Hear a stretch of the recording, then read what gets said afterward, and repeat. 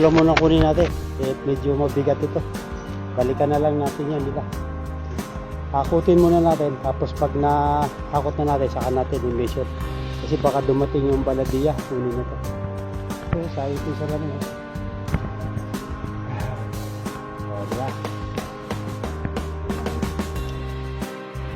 So, okay guys. So, meron tayong nakita mga plywood na tinapon dito. So, kukunin natin at gagawin natin nest box sa ating mga Indian ring neck. So, maganda to. 3/4 yung kapal. So, malilibre na tayo sa materyales para sa ating Indian ring neck. So, tara. Punta natin para makita natin ang plywood na itinapon. Kasi dito maraming mga tinatapon dito.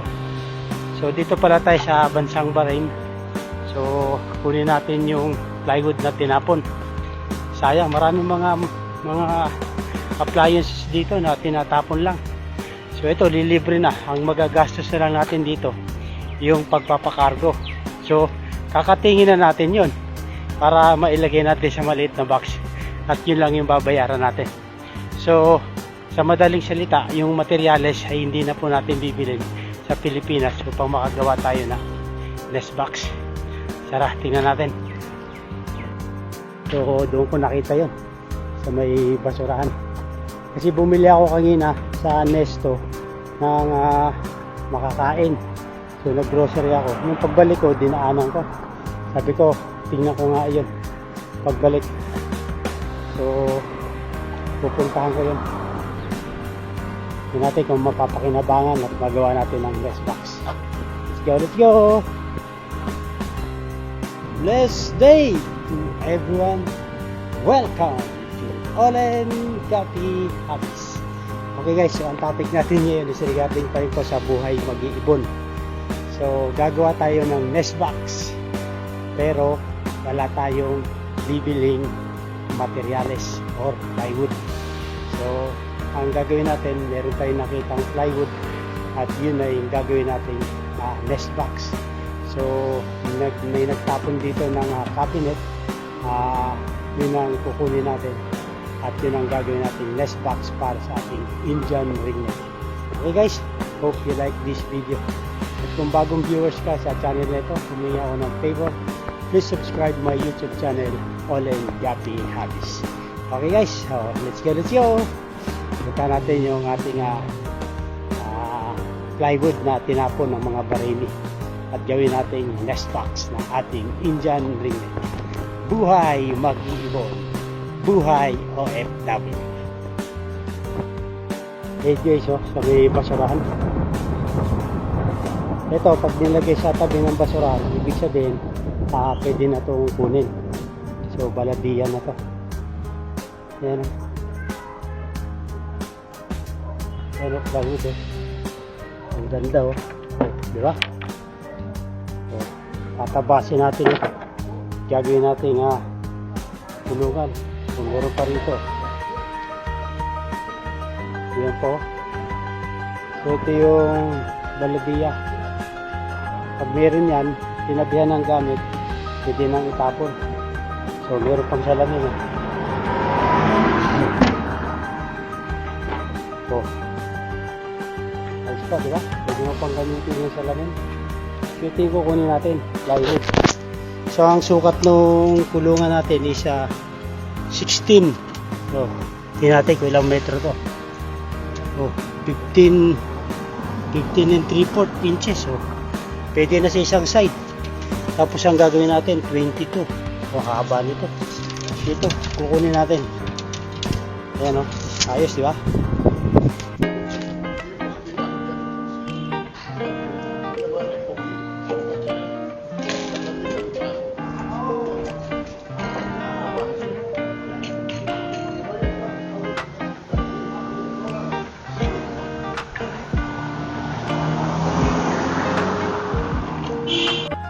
Alam mo na kunin natin. Medyo mabigat ito. Balikan na lang natin yun, di ba? Hakutin muna natin. Tapos pag nahakot na natin, saka natin i-measure. Kasi baka dumating yung baladiya. Kunin na ito. So, sayang ito sa lamin. O, di ba?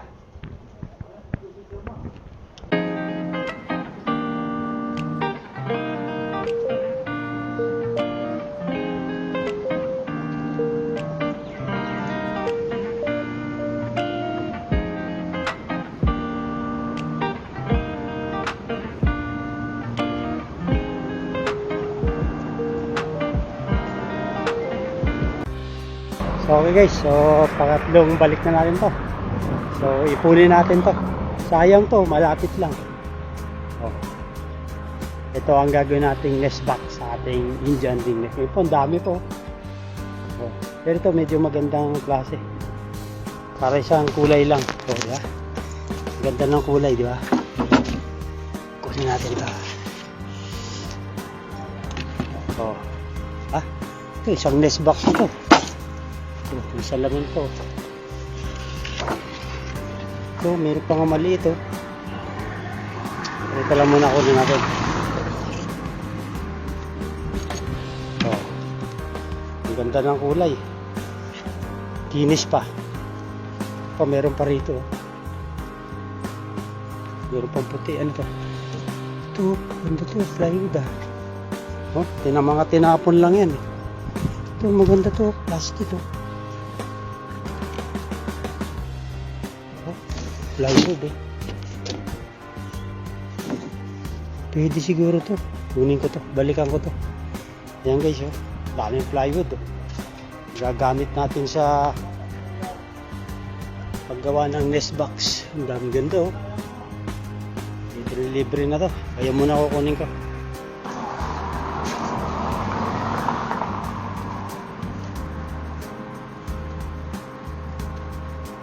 So, okay guys, oh.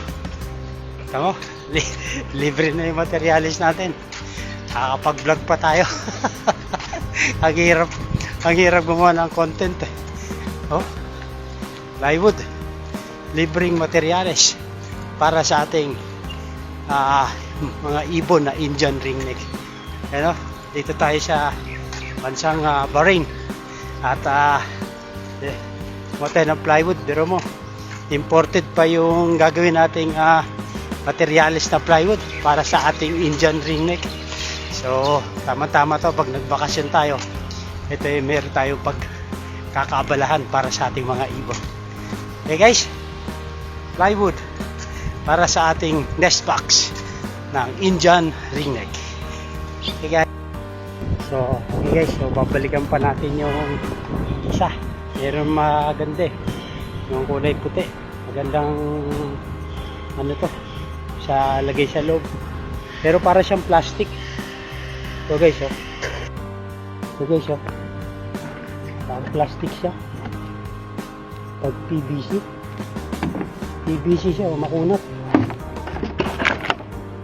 Pwede natin gawin ano to, divider. Ito po, puno natin to. Hanap tayo ng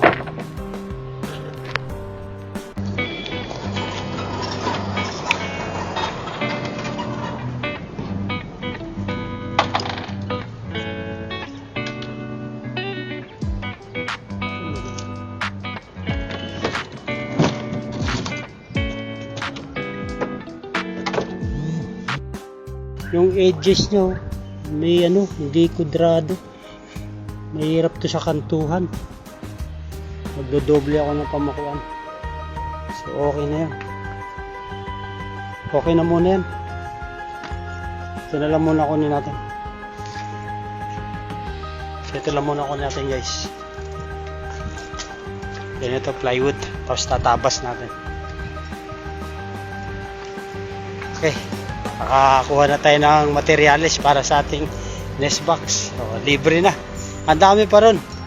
Kasi yung ano, marami na rin tayong nahakot eh. Tingnan mo natin kung ilang magagawa natin nun.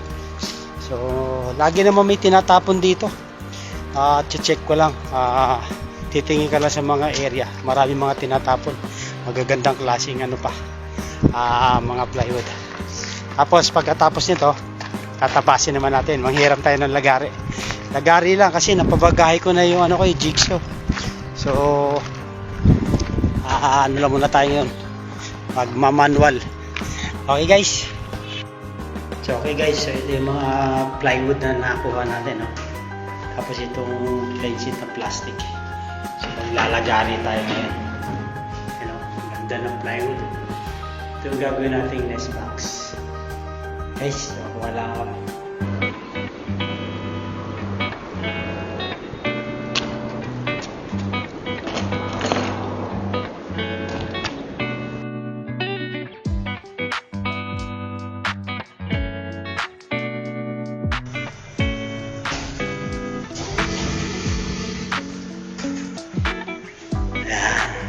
tayo magpuputol na.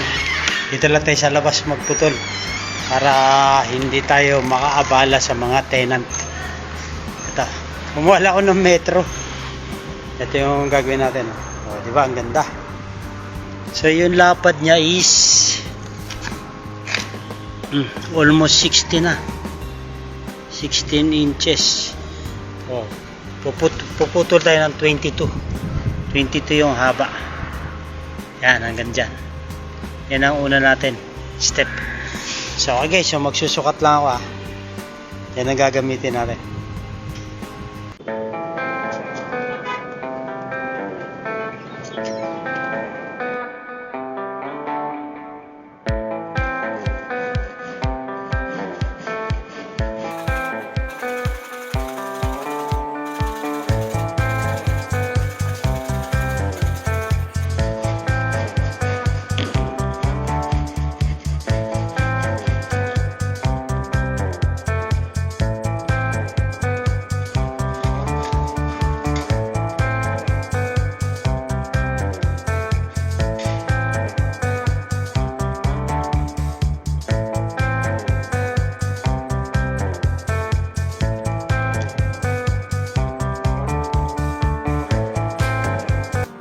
So, okay guys, so, ayun na yung side natin. Ito is, yung taas niya is 22 inches. Yung lapad is almost 16, 5 and 3/4. O, diba, ang ganda? Ito yung magiging cage ng ating, nest back ng ating Indian ringneck. Okay guys, puto lang ako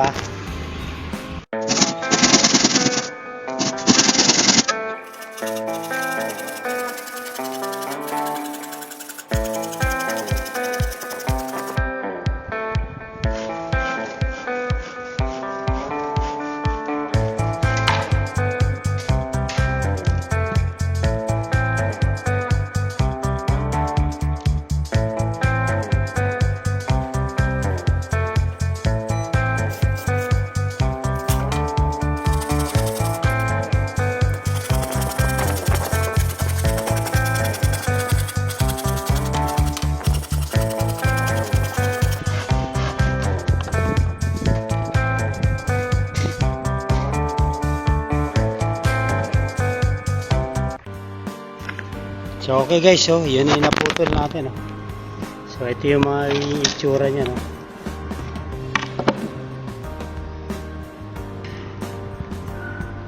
16 by 22 kudrado. Yun ang gagawin natin. Yan guys.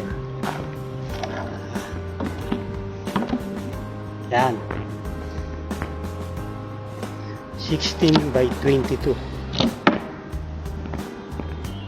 O, diba? Pwede na, no? Yan ang ating nest box. O, ang ganda. O, libre na, oh. Tuwan-tuwa na yung ating Indian ringneck niyan.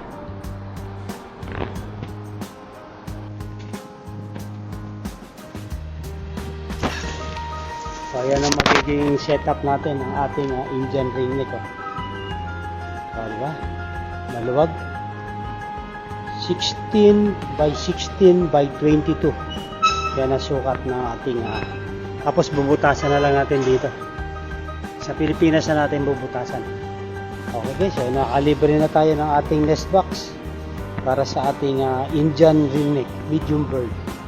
Okay guys, hope you like this. At kung nagustuhan yung video na to, humingi ako ng favor, please subscribe my YouTube channel, Olen Gapi Habis. Guys, so maraming salamat. So magkakating lang muna tayo, isang size lang. Okay. Okay, salamat. So okay guys, so yun yung nakat natin 1, 2, 3, 4, 5, 6, 7, 8, 9, 10. Kasampu na tayo. I-aakit muna natin to. Pabigat kasi pag-isahan. So diba, nakalibre na tayo ng ating cutting.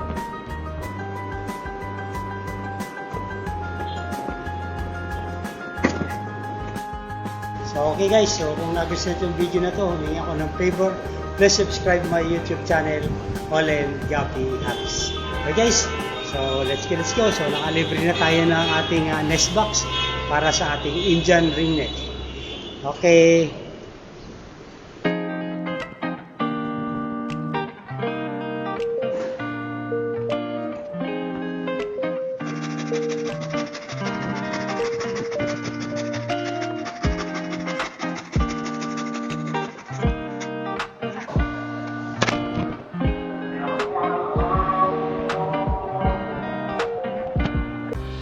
So, okay guys, so tapos na yung ano natin. Ito yung kulang natin kahapon. Ayan, ito ang sukat nito is 22 by 16. Ito naman yung pang bottom natin, tsaka yung top. Ang sukat nito ay 17 by 16. So, ito yung sa ibabaw. Tapos, ito yung naman sa siding. So, yan, okay na. So, nalibre na tayo ng materyales para sa ating nest box sa ating Indian ring neck. Okay guys, hope you like this video. So hakutin muna natin sa taas ito at doon natin ayusin. So ito na yung mga kahoy na nakat natin at i-ready na natin para sa pagpapakargo natin sa Pilipinas. So ito, dumating na yung ating na-orderan na Pelex Cargo. Ito, kumuha tayo ng box at dito natin nilalagay yung ating mga gagamitin na mga kahoy para sa ating nest box. So yan, bumili tayo ng cargo karton. Okay guys, so kumuha tayo ng cargo ng Pelex at ipapakargo na natin yung ating natabas na kahoy para sa ating nest box. Okay. Thank you. Okay, salamat. So, okay guys, so ito yung nabili natin na box na pang cargo. So, i-prepare natin ito. At dito natin ilalagay yung ating mga nakat na mga kahoy para sa ating nest box para sa ating mga Indian ring neck. So, ang sukat pala ng box na to ay 24 by 17 by 18. So, eksakto lang to para sa ating size na kahoy na 22 by 16 by 16 naman. So, tamang-tama lang to, sukat na sukat. So, ang kasya nito ay nating sa pag-estimate natin ay pwede sa 4 na nest box ang kasya rito. So, meron pang konting sobra. So, lalagyan na natin ng ibang items. So, ready na ang ating mga materyales at siselyuhan na natin at hihintay na lang po natin ang ating kukuha ng cargo. So, Pelex Cargo, kung nais niyo magpadala dito sa bansang Bahrain, Pelex Cargo, trusted, legit at maaasahan. Saan man dako sa bansang Pilipinas na tayo'y magpadala ng cargo. Ito po yung maaasahan, legit na cargo, pwedeng air and sea. So okay guys, so hanggang dito lang po muna ang ating video. At kung nagustuhan nyo to, humingi ako ng favor, please subscribe my YouTube channel, Olen Gapi Happis. Okay guys, buhay mag-iibon, buhay pagmamanukan, buhay probinsya, at buhay OFW. Mabuhay and God bless. Thank you Pelex sa inyong pagpunta rito at pag-pick up ng ating cargo to the Philippines. Mabuhay and God bless us